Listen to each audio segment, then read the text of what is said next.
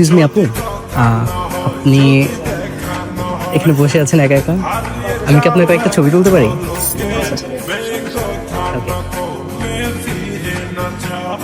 এখানে বসে কয়েকটা ক্লিক করি।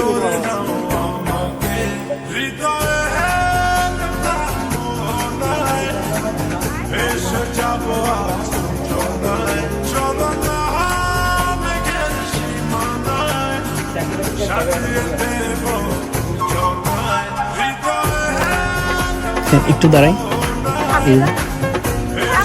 পিছনে পিছনে কাজটা এখানে।